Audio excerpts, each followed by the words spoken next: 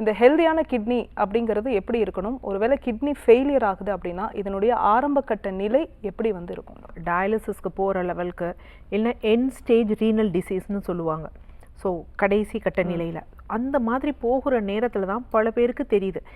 Even ஒரு creatinine 8-9 இருக்க பேஷண்ட்ஸ்க்கு கூட கால்களில் வீக்கம் இருக்கிறதில்ல, முகத்தில் வீக்கம் இருக்கிறதில்ல, யூரின் கூட நுரையா போகிறது கிடையாது. நிறைய பேர் வந்து பார்த்திங்கன்னா ஏசிம்டமேட்டிக்காக தான் இருக்காங்க. ஆனால் அவங்களோட ஹீமோக்ளோபின் வந்து குறைய ஆரம்பிக்கும், மூச்சு விடுவதில் சிரமம் வரும். ஸோ இப்படி வேறு ஏதாவது காரணத்திற்காக மருத்துவர்களை போய் பார்க்கும் பொழுது தான் அவங்களுக்கு தெரியும் அவங்களுக்கு வந்து கிட்னி வந்து ஃபெயிலியர் ஆகிருக்கு அப்படின்னு. கிட்னி டேமேஜ் ஆகும் பொழுதே கிட்னி ஃபெயிலியர் ஆகணும் அப்படிங்கிற அவசியம் கிடையாது.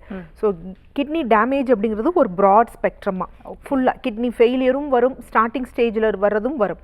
அப்போ அந்த ஸ்டார்டிங் ஸ்டேஜ் கிட்னி டேமேஜில் நிறைய பேருக்கு வந்து பார்த்திங்கன்னா கால்களில் வீக்கம், நம்ம நிறைய தடவை டிஸ்கஸ் பண்ணியிருக்கோம். சில பேருக்கு கால்களில் வீக்கம் வரும், முகத்தில் வீக்கம் வரும், நுரை போன்று இருக்கும் அப்படின்னு. ஸோ இந்த மாதிரி சிம்டம்ஸ் எதுவுமே இருக்காது. குறிப்பாக நம்மளும் என்னென்னா ஒரு ஜென்ரல் மாஸ்டர் ஹெல்த் செக்அப் பண்ணுறோம் அப்படின்னு வச்சுக்கோங்களேன், கிரியாட்டினின் பார்ப்போம், சரி, இல்லை கொஞ்சம் ரேராக யூரின் ரொட்டீன் பார்ப்போம். யூரின் ரொட்டீனில் என்னென்னா யூரின் ப்ரோட்டீன் தான் இருக்கும்.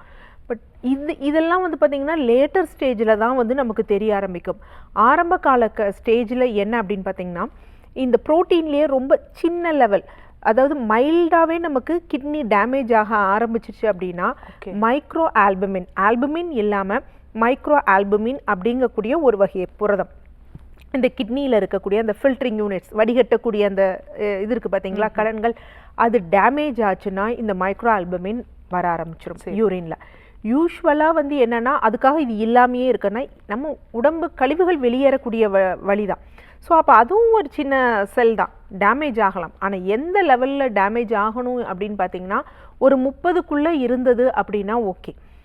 யூரின் மைக்ரோ ஆல்புமின் பார்க்குறது ரொம்ப முக்கியம். ஓகே. ஸோ இந்த மாதிரி கண்டிஷன்ஸ் இருக்கிறவங்கெல்லாம் சுகர் பேஷண்ட்ஸ், பிபி பேஷண்ட்ஸ், அதே மாதிரி இருதய சம்மந்தப்பட்ட பிரச்சனை உள்ளவர்கள், ஆட்டோ இம்யூன் டிசார்டருக்கு முன்னாடி இருந்தாங்களா, இல்லை வேறு ஏதாவது ஸ்டீராய்ட்ஸ் மாதிரி மருந்துகள் எடுத்தார்களா, இவர்கள்லாம் பார்த்துட்டு ஆரம்ப ஸ்டேஜ்லேயே நம்ம பார்த்துட்டோம் அப்படின்னா மருந்துகள் தேவையில்லை, கொஞ்சம் கவனமாக இருக்கலாம். கிட்னி ஃபெயிலியர், எண்ட் ஸ்டேஜ், டயாலிசிஸ்ங்கிறது இட்ஸ் நாட் அது வந்து ஒரு முடிவு கட்டம் கிடையாது.